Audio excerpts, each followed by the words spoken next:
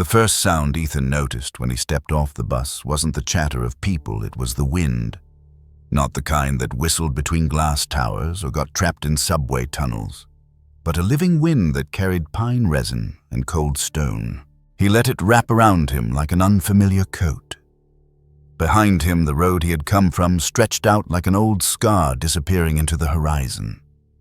Ahead of him lay Yellowstone, nearly 300-500 square miles of mountains, rivers, and forests that seemed endless. To most visitors, it was a place of wonder. To Ethan, it was exile. He had been a firefighter for 22 years. He could still hear the alarms, the groan of collapsing wood, the heavy masks pressing smoke into his lungs. And he could still see the one night that had undone everything, a house fire where the child didn't make it. Ethan had gone into flames 100 times and always walked out with someone's hand in his. That night his arms were empty. He didn't talk about it afterward. He couldn't. The city didn't wait for grief. Sirens, called shifts rolled on, and people expected you to show up the next morning. Ethan did until the day he didn't.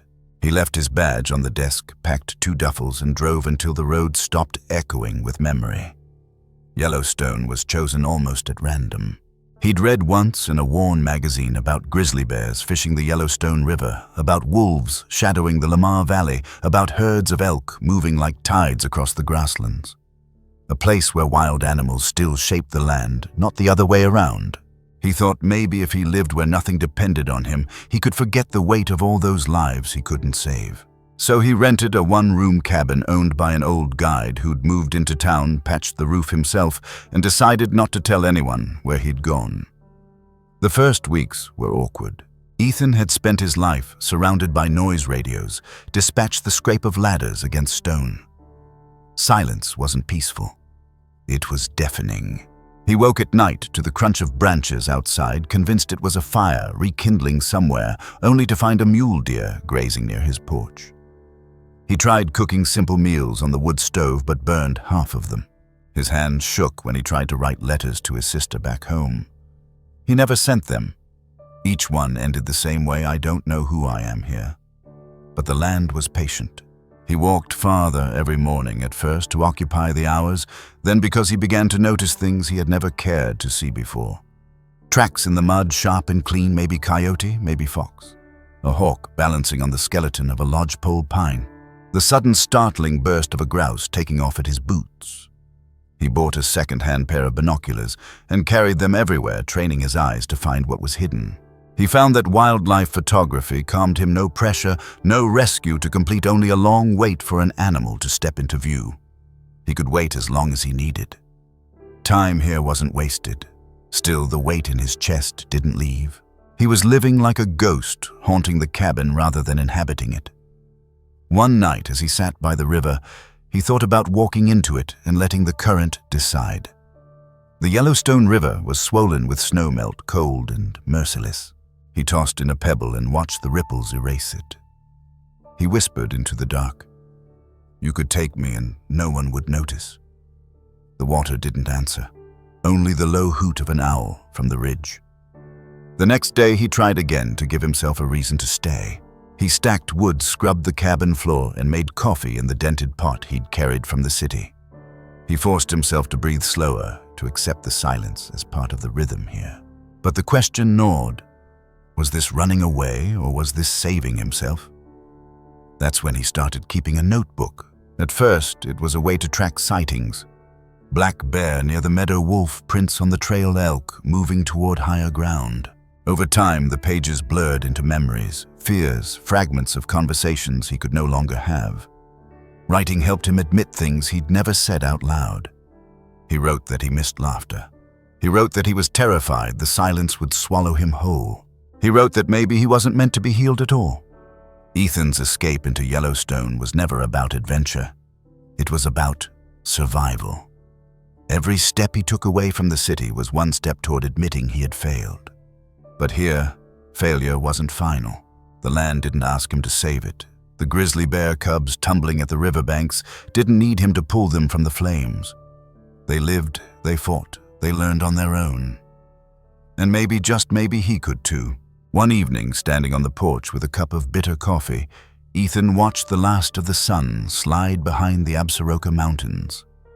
The sky burned orange and violet. Somewhere in the distance, a wolf pack called the sound, carrying clear and sharp. For the first time in years, he didn't feel dread at a siren-like sound. He felt something closer to belonging. But belonging wasn't the same as connection. His days still ended in silence, and silence was still heavy. He had left behind the city thinking he didn't need anyone. Yet every evening as he closed the notebook and set it on the table, the same thought returned. Who am I doing this for, if not myself? The land had given him refuge. What it hadn't given him yet was purpose, and that he realized was the part he couldn't build alone. The answer arrived one morning in a way that felt almost staged. He had been walking the back trail near the Lamar River when he heard an odd broken cry halfway between a mule and a growl. At first he thought it was a fox kit. Then he saw the cardboard box tipped on its side, soggy with dew, set carelessly beneath a spruce. Inside, a grizzly bear cub, no bigger than his boots, blinked up at him, fur-matted paws trembling. Ethan froze. Everything he had told himself about living here, don't interfere, don't break the wild, collided with the sight before him. He knew the rules. Cubs without mothers rarely survived. Human contact meant imprinting, and imprinting meant conflict later. The right thing was to call animal rescue to let the professionals handle it. But the cub tipped forward, stumbled, and pressed against his shin as if she had already chosen. He bent down, hesitated, then lifted her into his coat.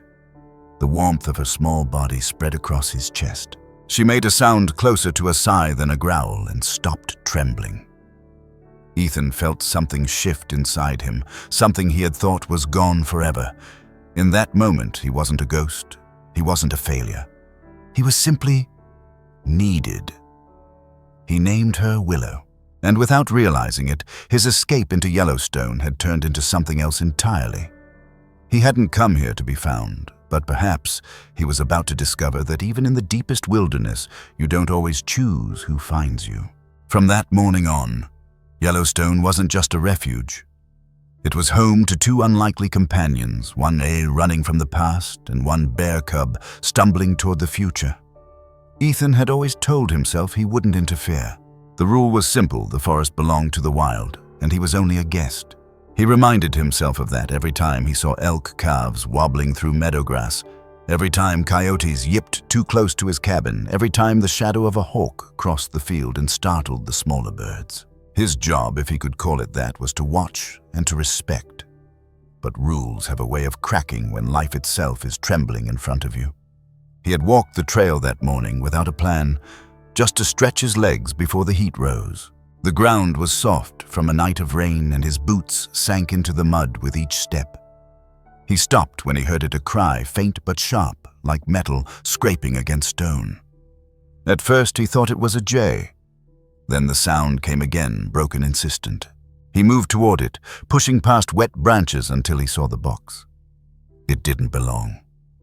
Cardboard at the edge of the Lamar River Trail looked as strange as neon lights in the middle of the valley. The flaps sagged from moisture corners, collapsing in on themselves. And inside, two dark eyes blinked up at him. A grizzly bear cub. The cub's fur clung in damp patches, her ribs faintly visible when she shifted. She was no more than 10 or 12 weeks old, small enough that his coat could swallow her whole. Her paws twitched against the cardboard as if she were ready to fight him, yet the fight was laced with exhaustion. She let out another sound, not quite a growl, not quite a plea, and Ethan felt it slice straight through the silence he had been carrying for months. He froze. His training and memory ran through him like fire. Call someone. Step away. This is not yours to fix. He knew Yellowstone had wildlife officers for cases like this. He knew cubs raised by humans often couldn't return to the forest. He knew that picking her up could mean dooming her to a half-life in a cage at an animal sanctuary if she even made it that far. Every fact stacked against what his arms wanted to do. He whispered to himself, "Don't." Then she stumbled forward, tripped on the lip of the box, and pressed against his boot. Her claws snagged on the laces, her head lifted, and she squealed, once short, raw, demanding.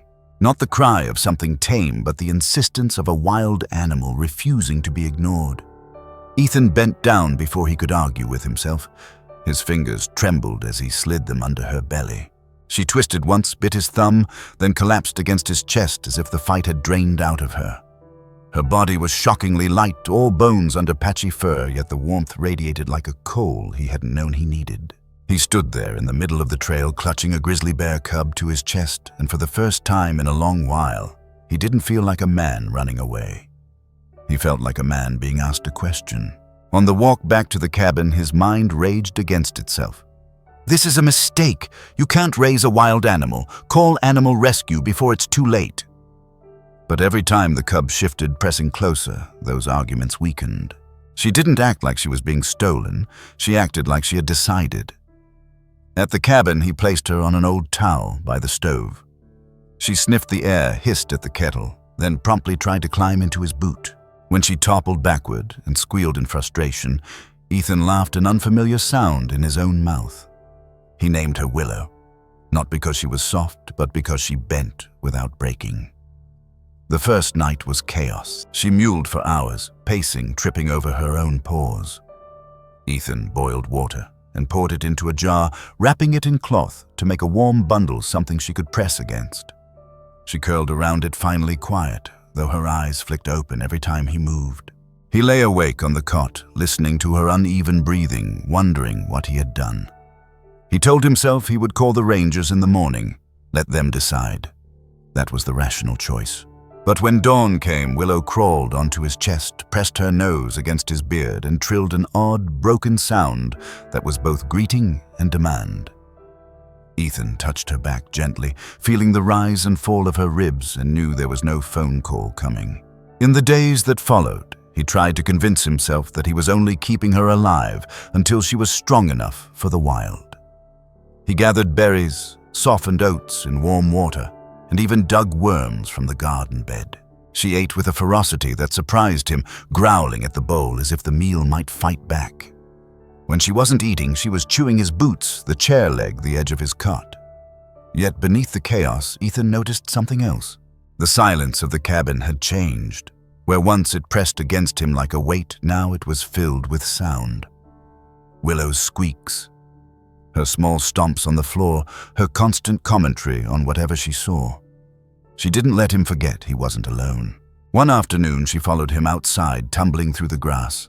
A raven landed nearby, and Willow puffed up, charging forward with all the seriousness of a warrior. The raven lifted lazily into the air, leaving her swatting at space. She turned back to Ethan, trilled again, and he found himself clapping as if she had accomplished something profound. Sometimes survival isn't about grand victories. Sometimes it's about insisting on life loudly, even when you're not strong enough to stand steady. Ethan had been silent for so long, convinced that saying nothing would shield him from pain. Willow shattered that silence in a matter of days. Her voice, shrill, ridiculous, unstoppable, became the thread pulling him back into living. Of course, the questions still haunted him. Was he doing right by her? Was this kindness or selfishness? Every wildlife guidebook he read warned against raising a grizzly bear cub in captivity. The risk was clear. She might never learn the instincts she needed. He knew stories of wild animals taken in young, only to spend their lives behind fences at animal sanctuaries, their freedom exchanged for safety. Was he giving her a chance or stealing it? That conflict simmered every time she curled against him at night, every time she pressed her head under his hand, as if asking to be held. He had no answers, only the steady truth of her presence. She was here.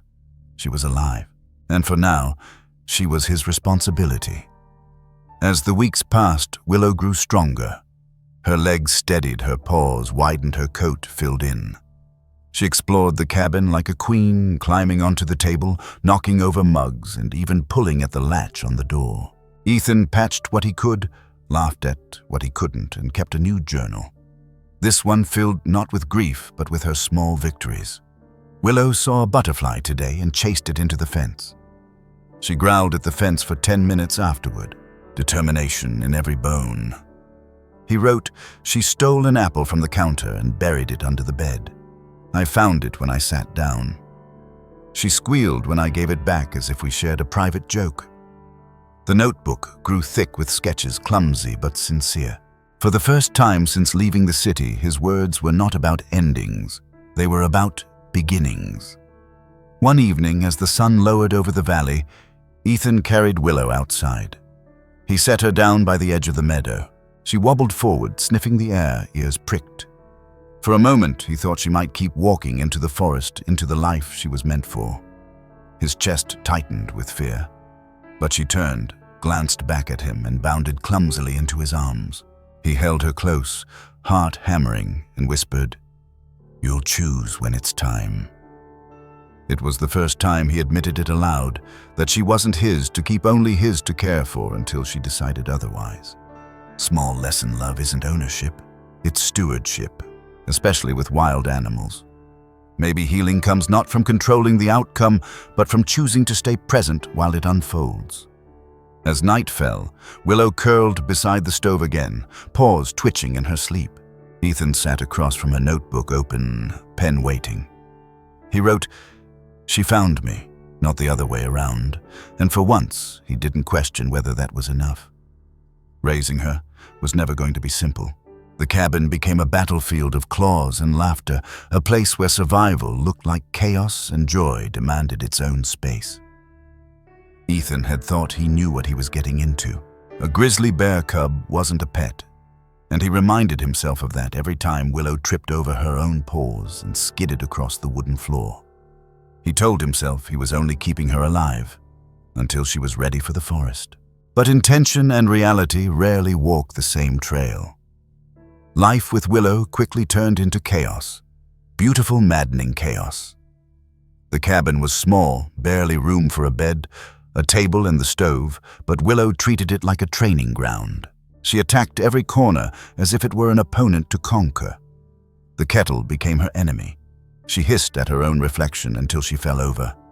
His boots turned into chew toys, shredded laces hanging like defeated flags. One afternoon, she locked herself in the pantry by pawing at the door until the latch clicked shut.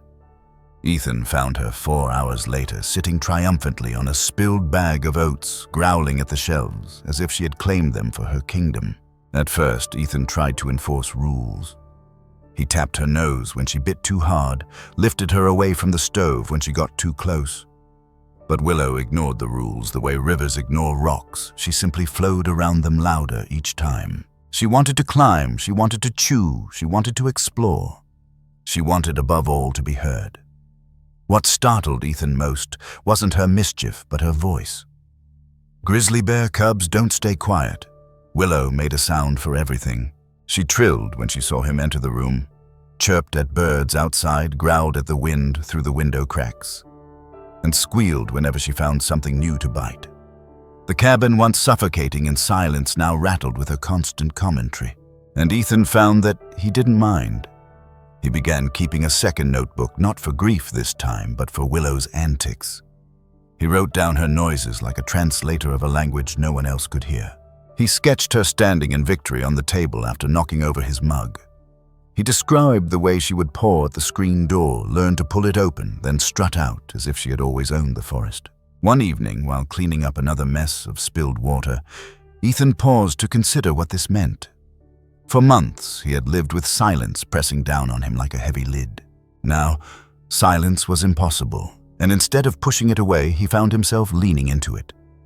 Willow's chaos was irritating at times, but irritation was life.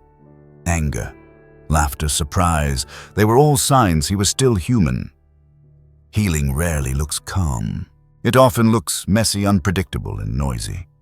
Still, some moments reminded Ethan she wasn't just a mischievous housemate, she was a wild animal growing stronger each day. Once he found her stalking the shadow of his hand across the floor, body crouched low, eyes locked with a predator's focus. Another time, she pounced on a beetle, crushing it with surprising precision. Instinct was rising in her bones, sharpening with every day she spent alive. He couldn't forget what the ranger had warned him. "She's wild, don't forget it." The man's voice lingered like a shadow in the cabin. Was Ethan helping her learn what she needed to survive, or was he making her dependent on him? The conflict gnawed at him. He read wildlife rescue manuals borrowed from the small library in town, learning about grizzly bear cub diets, territories, and hunting habits. He knew that in the wild, a mother would teach her cub how to dig for roots, how to fish in the shallows, how to den in winter. Ethan couldn't teach all of that. He could only mimic pieces. He hid berries under logs to encourage her to search. He tossed sticks into the creek and watched her pounce, practicing her coordination. He even dragged a salmon carcass left by eagles closer to the cabin so she could explore the smell, though he kept his distance, heart pounding at the risk. Willow didn't seem to question his limitations. She chased after whatever he offered, trilling proudly when she succeeded, squealing when she failed, trying again anyway. She didn't demand perfection. She demanded effort. Ethan wondered if that was another lesson. Maybe survival wasn't about mastering everything, but about refusing to quit. The neighbors, few and far between, began to notice. One fisherman in town remarked that cub follows you like a shadow. Ethan shrugged, pretending it was nothing. He knew whispers were spreading. A grizzly bear cub living with a man was bound to raise eyebrows, but no one confronted him directly, not yet.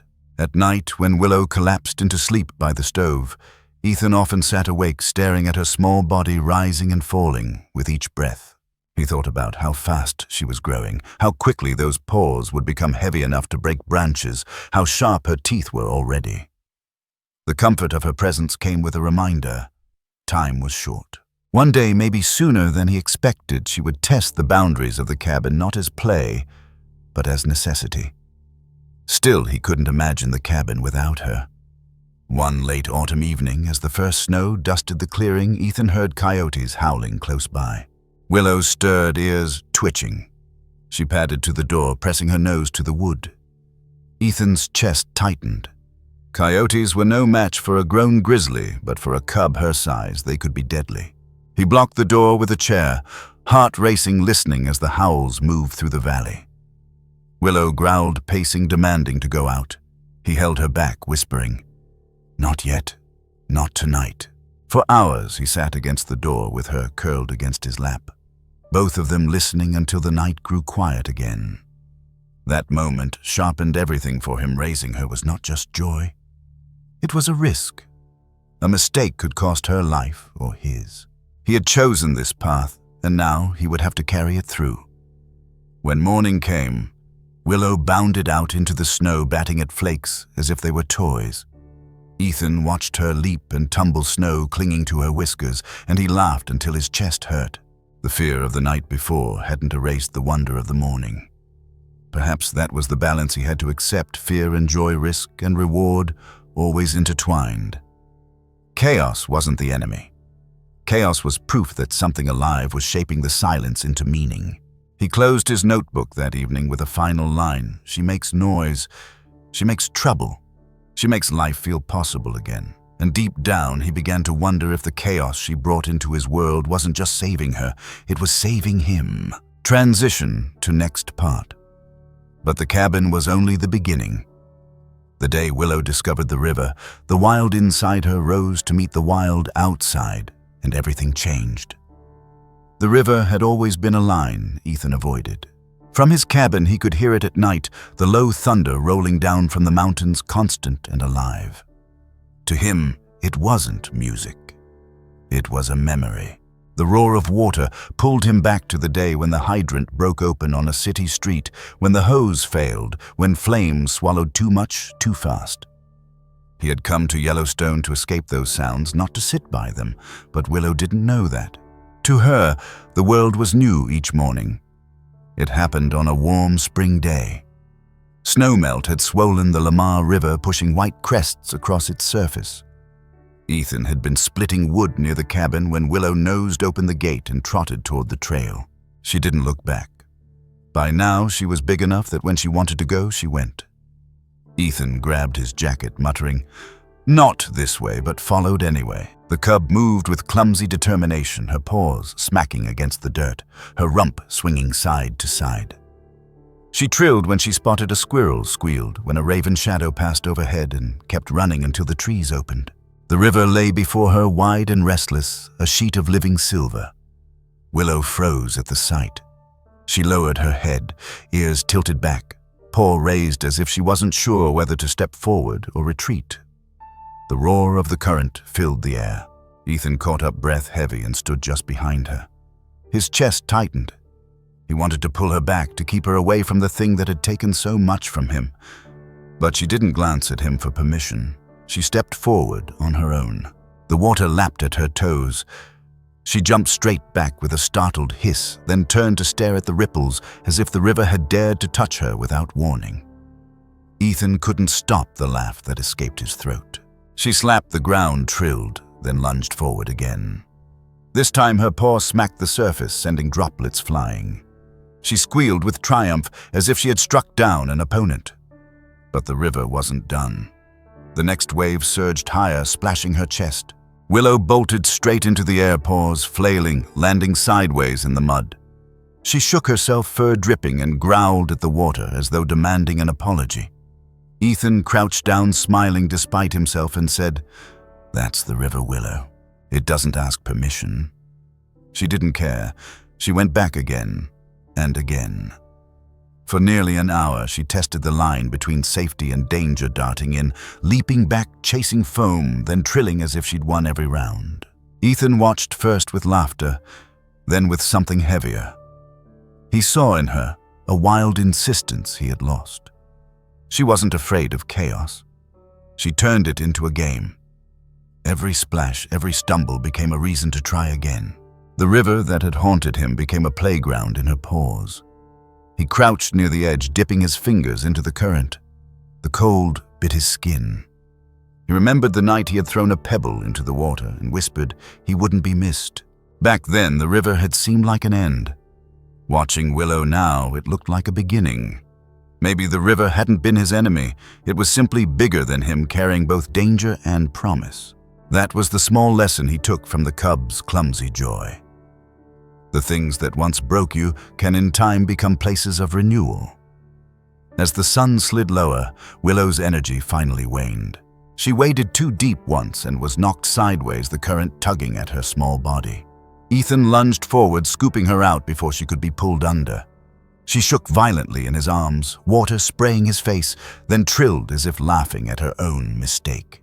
He held her tighter, heart pounding, realizing how quickly joy could turn to loss. He carried her back toward the cabin, soaked and wriggling her claws, catching at his shirt. She squirmed free just before the porch and rolled in the dirt, smearing mud into her fur. By the time they sat by the fire that night, Willow was a mess of wet and grit, but she curled onto his chest and purred so loudly it rattled his ribs. Ethan closed his eyes and let the sound anchor him. In the days that followed, Willow demanded to visit the river again. She barked at the door until he gave in, then raced down the trail. Each time she tested herself more, venturing farther, daring the current, trying to snap at fish flickering beneath the surface. Ethan followed, always tense, but also aware that this was necessary. The river was her teacher. He could offer food, shelter, warmth, but the river gave her the skills she would need if she was ever to live fully wild. Maybe his role wasn't to shield her from danger, but to walk beside her while she discovered it herself. He began to see parallels in his own life. He had fled the city believing silence would keep him safe, that avoiding chaos would keep him whole. But silence had been suffocating. It was Willow's noise, her chaos, her insistence on trying, that had pulled him back. Perhaps survival wasn't about hiding from the river. It was about learning how to step into it, stumble and stand again. Willow grew bolder. She startled a heron one morning and chased it through the shallows until she slipped face first into a tide pool. She came back spluttering, shaking herself violently, then trilled so long and loud that Ethan doubled over laughing. Another time she pawed at a floating log until she toppled into the water completely. Ethan rushed to the edge, ready to drag her out, but she paddled in circles before climbing out on her own, dripping and proud. With each visit, Ethan's fear lessened. The sound of the current no longer clawed at his chest. Instead, it steadied him. He found himself lingering after Willow grew tired, sitting on the bank, letting the roar of the river fill him. Where once it had sounded like loss, now it sounded like time, endless and stoppable, carrying him forward, whether he fought it or not. By the end of spring, Willow had grown into a stronger, sleeker cub, her paws surer, her curiosity wilder. She no longer feared the river. She respected it, played with it, learned from it. And in watching her, Ethan realized he was doing the same. Fear doesn't vanish. It transforms when you face it beside someone who refuses to quit. Rivers, like grief, don't stop for anyone, but you can choose how to step into their current. One evening, as they walked back from the water, Ethan whispered, "You're teaching me as much as I'm teaching you." Willow trilled in reply, bounding ahead, her small frame silhouetted against the fading light. He felt the truth settle in his chest. The river hadn't only given Willow her first taste of the wild. It had given him back the courage to live. But the river was only the beginning. Instinct runs deeper than play, and soon Willow's wildness would test not just herself, but Ethan's fragile peace. By midsummer, Willow was no longer the fragile cub Ethan had carried home in his coat. Her legs had lengthened, her paws widened her body, filling with a strength that startled him whenever she pushed past him to reach the door. She had the clumsy confidence of a child who had discovered her own power but didn't yet know its limits. And with each week, her instincts grew sharper. The first sign came with a ground squirrel. Ethan had been mending the fence when he saw her crouched in the tall grass, motionless. Her eyes locked on a patch of earth where a squirrel flicked its tail. For the first time, she didn't trill or stomp or announce herself. She waited. Then, with a sudden burst, she pounced. The squirrel darted, but not fast enough. Willow came trotting back with a limp body in her jaws, dropping it at Ethan's boots. She squealed proudly, chest heaving. Ethan stared at the small offering, unsure if he should be horrified or honored. He muttered, "Thank you," because it seemed the only thing to say. She licked his boots in reply, then rolled onto her back as if demanding approval. That moment was a turning point. Willow wasn't just a noisy presence anymore. She was a predator, however unpolished. Ethan couldn't ignore it. She began disappearing for hours, wandering into the forest. Sometimes she came back with twigs tangled in her fur. Sometimes with burrs stuck to her ears, once limping from a scrape along her leg. Each time she returned, she trilled as though recounting an epic tale. Ethan listened, pretending to understand his worry tucked behind forced calm. The wild was calling her.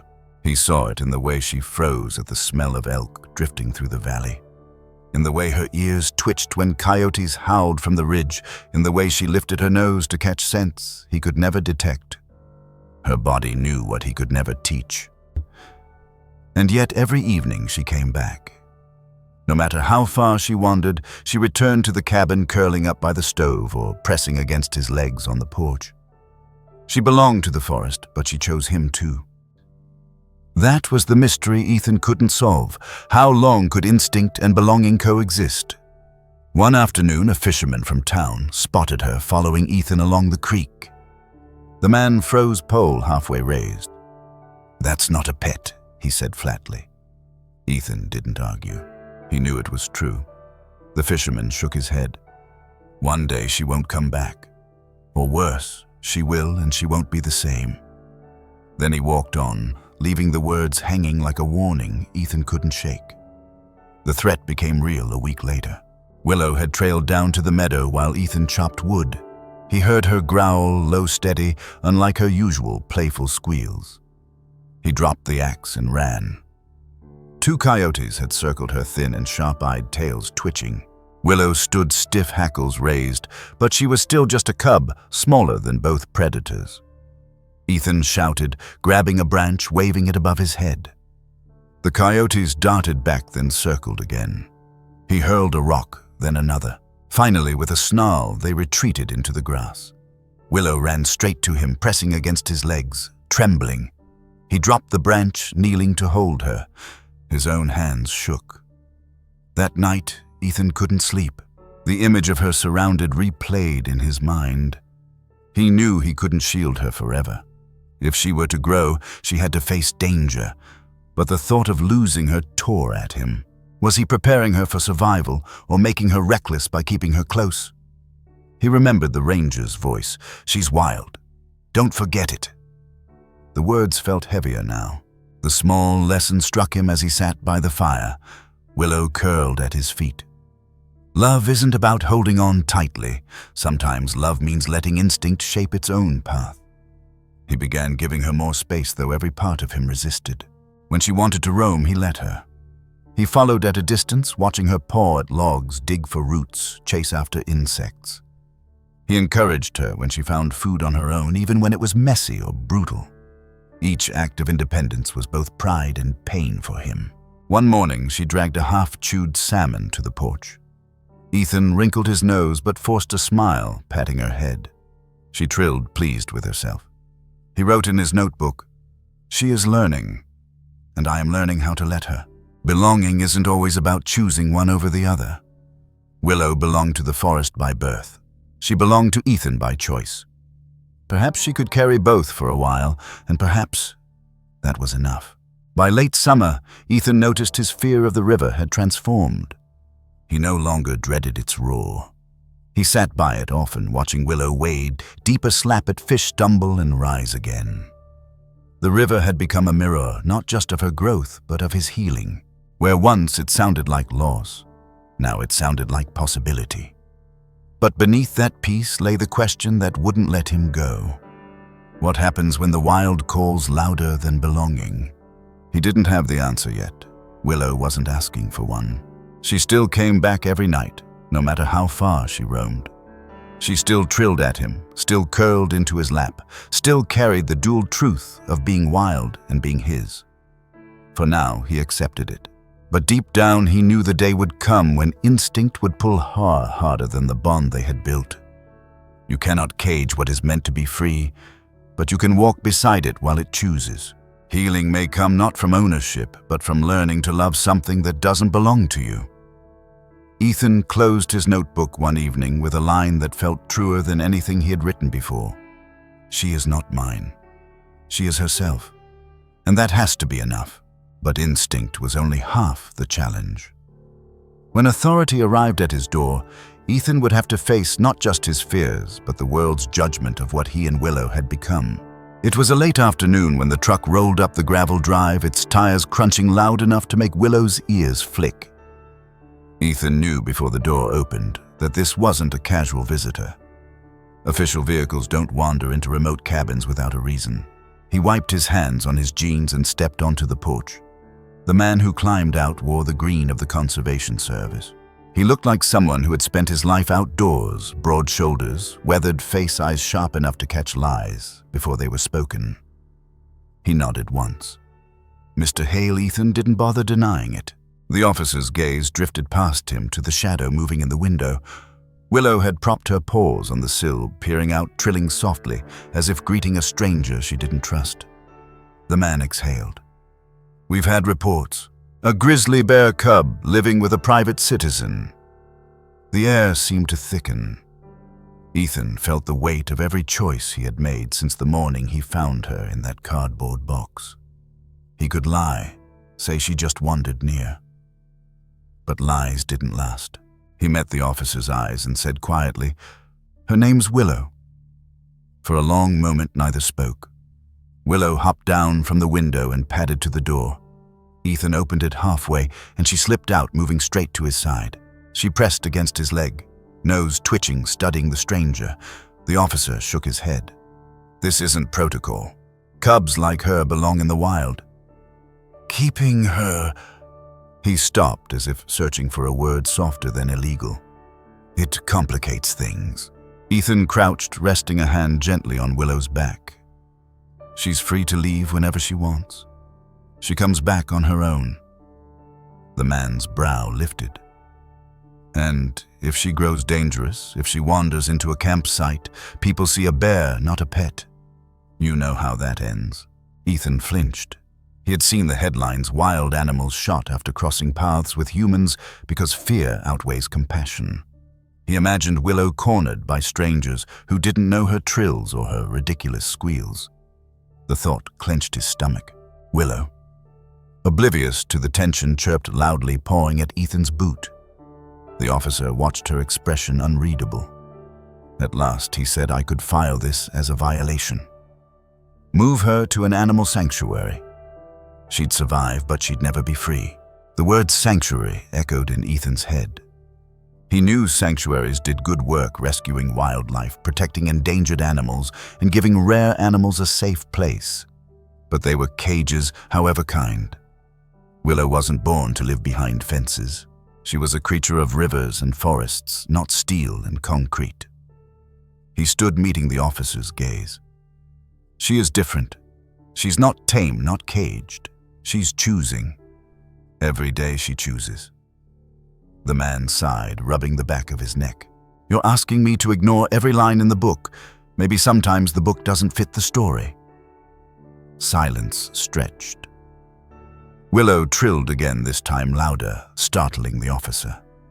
She stepped forward, nose nearly touching his boot, her eyes fixed on his unblinking as if she were measuring him. After a moment she turned, circled back to Ethan and plopped down with a grunt. The officer chuckled despite himself. She's got personality, I'll give her that. He looked back at Ethan. I'll mark this a non-issue. For now. But if she causes trouble, she won't. Ethan's voice was steady, though his chest rattled with relief. The officer nodded once, climbed back into the truck, and drove off. Willow chased the tire tracks halfway down the drive, squealing before bounding back to Ethan's side. He crouched, resting a hand on her head. His voice was low, almost a whisper. That could have ended differently. That evening they sat together on the porch, the sun sinking into the horizon. Ethan couldn't shake the thought of how close he had come to losing her, not to nature, but to rules written for a world that didn't know her. He wrote in his notebook later, "There is no law for belonging, only choice. She chose me. I chose her." The small lesson was sharp. Authority can set boundaries, but love lives in the spaces rules can't reach. Yet the fresh perspective also weighed heavily. He had to face the truth that his bond with Willow existed in a fragile balance. One wrong step, one mistake could cost her freedom or her life. He couldn't treat her as a pet, no matter how much she felt like family. He had to prepare her for the wild, because the world beyond his cabin wouldn't bend to affection.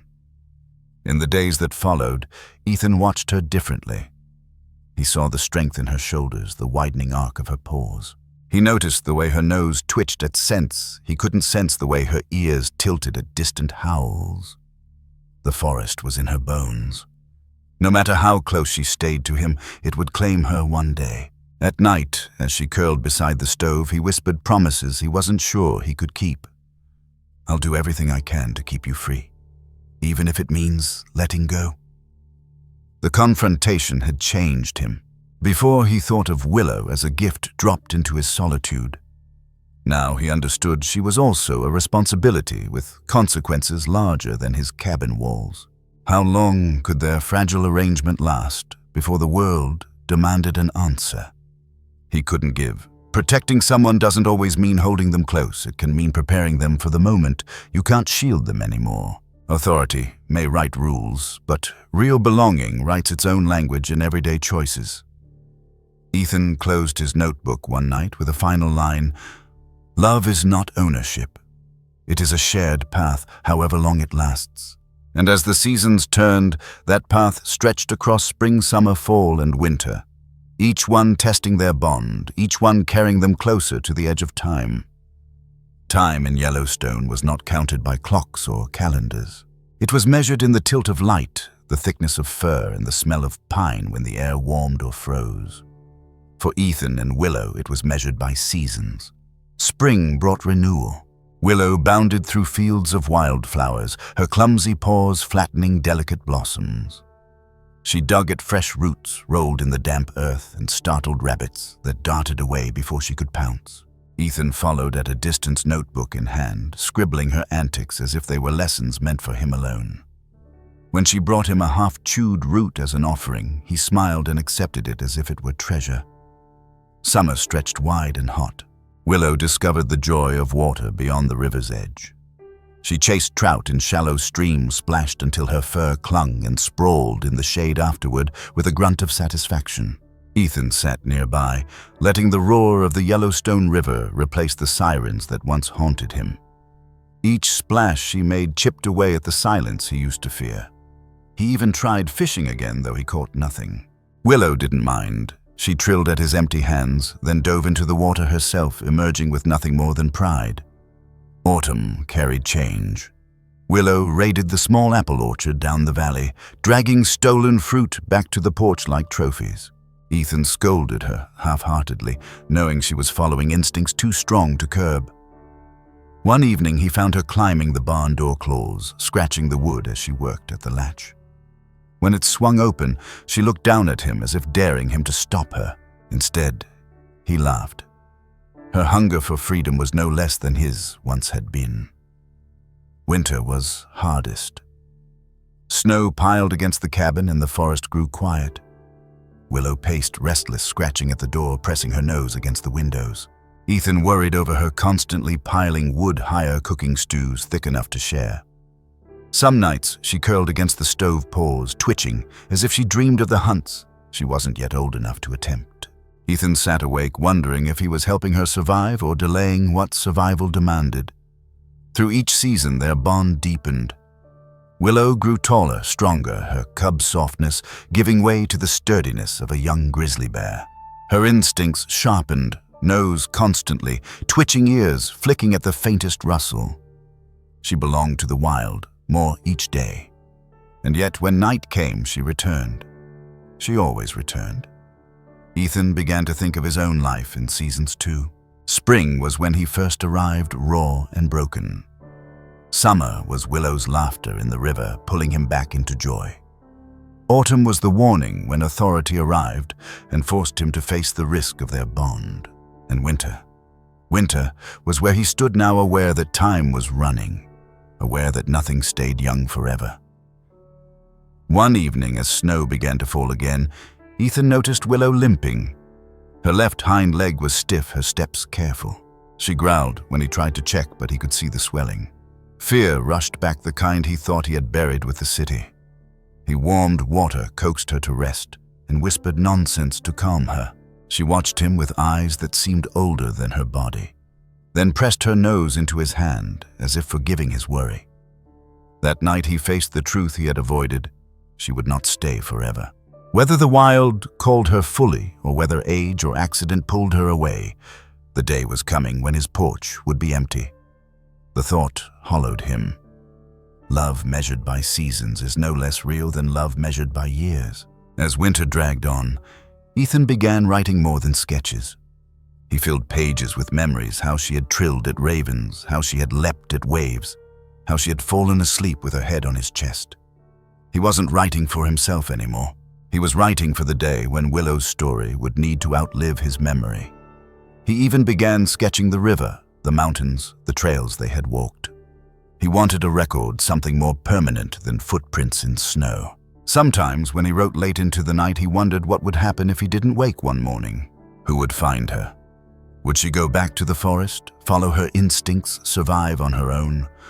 Or would she wander toward people and face the fate the officer had warned of? His chest tightened at the thought. Responsibility doesn't end at companionship. It stretches into the future, into legacies you might never see. One evening, as the fire snapped low, Willow climbed onto his lap, heavier than she had ever been. She curled herself awkwardly, pressed her head against his chest, and let out a long trill that seemed almost like a sigh. Ethan stroked her fur, feeling the weight of her, the warmth, the steady beat of a life that was not his to own. He whispered, "You'll always come back to yourself. That's what matters." Outside, the snow fell silently, wrapping the cabin in white. Inside, the man and the bear cub, no longer a cub, not yet fully wild, rested together in a fragile peace.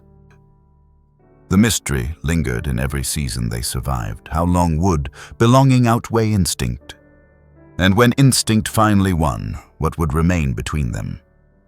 Seasons don't just mark time, they teach us to love fully, even as everything changes. Grief isn't only about endings. It's also about cherishing the chapters you're given, no matter how brief. Ethan closed his notebook with a line that trembled on the page. "Every season with her is enough to carry me through the next." And as spring returned once more, Ethan and Willow walked to the river again, this time slower, older, carrying the weight of years. What waited there was not just water, but the final gift of their bond. Spring returned, but it did not feel like the springs before. Ethan's knees ached when he rose at dawn, his beard streaked more with gray than black. Willow, once a clumsy bear cub who tripped over her paws, moved more slowly too. Her hind legs carried the stiffness of age, and her playful tumbles had become deliberate steps. Yet her eyes held the same fire that had first startled him on the day he found her trembling in that cardboard box. On a morning when the light poured through the pines like liquid gold. Willow nudged at his arm, urging him outside. He fetched his coat and walked beside her, both of them taking the trail as if tethered by an invisible rope. They didn't hurry. Each step was measured, careful yet certain. The forest greeted them with the hush of needles underfoot, the scattered calls of birds returning after winter. When they reached the bluff above the Lamar River, Willow stopped. She stood still, ears twitching at the roar below. Ethan rested a hand on her back, feeling the slow rhythm of her breath. After a pause, she began the descent down the narrow trail. He followed, steadying himself on roots, watching as she moved with quiet determination. The river was wide, alive with snowmelt, restless and bright. Willow padded forward until she reached the edge. Ethan spread a blanket on the sand, the same faded flannel they had used for years, patched at the corners, worn soft by time. He lowered himself onto it, watching her. Willow lifted her head and let out a sound that froze him. It wasn't the squeal of a cub or the rumbling trill she used to make in play. It was long, winding, half-roar, half-song. It carried something beyond hunger or fear. It was communication, not to him, but to the world itself. Ethan's chest tightened. He remembered her first trip to the river, the way she had slapped at the water with reckless joy. Back then, the river had terrified him, reminding him of all he had lost. Now, sitting here with her voice rising above the current, it sounded like something else entirely. Not loss, not fear, but continuity. He whispered, "You still think it will answer back?" She turned, blinked slowly, and nudged his arm with her head. The gesture was gentle but full of intent. She had chosen him once again in her own way. Survival is not just about the body. It is about the bond that reminds you you're not alone, even when the world is vast and indifferent. As the morning stretched on, they sat side by side. Ethan's hand rested on her fur, her weight grounding him. The silence wasn't the hollow kind that used to crush him in the cabin. It was a full silence, heavy with shared history, every season, every laugh, every near loss, every return. Knowledge came to him the way the river carried driftwood, unannounced, unstoppable. He realized the fear that had driven him here no longer defined him. The grief he thought permanent had been reshaped by years of companionship with a wild animal who owed him nothing, yet gave him everything. He thought of what the ranger had warned, of what neighbors had whispered, of the rules that said a grizzly bear didn't belong in a man's home. They were not wrong. And yet the truth was also this: Willow had never been caged. She had chosen her freedom, and part of that freedom was choosing him. Belonging is not about possession, it is about choice, freely given day after day. Ethan's thoughts drifted to the future. He didn't know how many more springs he would see. His hands trembled sometimes when he chopped wood. His chest ached when he walked too far uphill. He knew Willow's seasons were numbered too. Bears in the wild could live 20 years, sometimes more, but age came quickly. He wondered if she would outlast him or if she would vanish into the forest before his time was up. Either way, he had to accept that endings were part of the bargain. And yet, for all the uncertainty, he felt no despair. Sitting by the river, he understood that loss was not a void, but a continuation of love in another form. He remembered the boy he had failed to save, the silence that had nearly drowned him, and realized that Willow had carried him out of that fire in her own way. She was not an animal rescue project. She was his companion, his teacher, his proof that healing could come from the wild. As the sun climbed, Willow gave another half-song, half-roar. Ethan closed his eyes, letting it sink into him like a benediction. He knew he would carry that sound forever. He wrote in his notebook later, "Her voice is not music. It is something deeper. It is the reminder that even in chaos, there is life worth choosing." The emotions pressed heavy and light all at once. He laughed at her clumsy pawing at the foam. He ached at the sight of her stiff legs. He felt grateful for every moment they had shared. When the day faded, he folded the blanket, whistled softly, and they walked back to the cabin together, slower than before, but still side by side. And there on that trail, Ethan felt what he had been searching for all along. Not escape, not silence, but a way back into himself. We cannot keep what was never ours to hold, but we can honor it while it walks beside us. A grizzly bear belongs to the forest, to rivers, to mountains. But the bonds we form with wild animals reveal truths about our own resilience and need for connection. Loss, joy. Gratitude and belonging can all exist in the same breath. Healing is not about erasing the past, it is about letting the present write over silence with life. Ethan's story with Willow isn't about taming a wild animal. It is about what happens when two beings, one broken by grief, one born of instinct, choose to walk together for as long as their paths align. And now, I'll leave you with a question. Who or what in your life has chosen you not out of obligation but out of trust? Take a moment to reflect on that bond. If this story reminded you of the power of connection between people, between wild animals and humans, between past and present, please like this video and subscribe to the channel. Together we can keep telling stories that remind us of what still matters.